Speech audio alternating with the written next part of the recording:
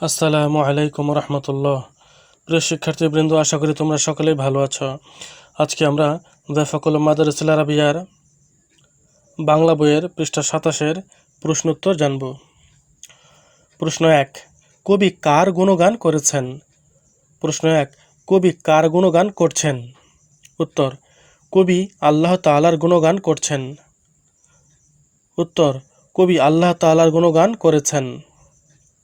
প্রশ্ন 2, তিনি কাদের পথে চলতে চান? উত্তর, কবি তাদের পথে চলতে চান যে পথে চললে আল্লাহ তাআলা পুরস্কার প্রদান করবেন।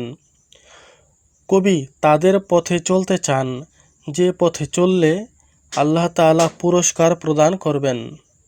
প্রশ্ন 3, কার আরাধনার কথা কবিতায় বলা হয়েছে? উত্তর, মহান আল্লাহ তাআলার আরাধনার কথা বলা হয়েছে। মহান আল্লাহ তাআলার আরাধনার কথা বলা হয়েছে।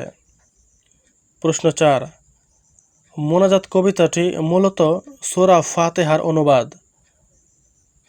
প্রশ্ন 4, কবিতাটির মূল ভাব নিজের ভাষায় বর্ণনা করো। উত্তর, মোনাজাত কবিতাটি মূলত সূরা ফাতিহার অনুবাদ। মহান আল্লাহ সর্বগুণে গুণান্বিত। মহান আল্লাহ সর্বগুণে গুণান্বিত। তিনি পালনকর্তা, তার গুণের কোনো শেষ নেই। তিনি পালনকর্তা, তার গুণের কোনো শেষ নেই।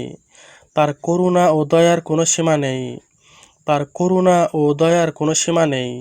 তিনি অসীম, তিনি বিচার দিনের মালিক।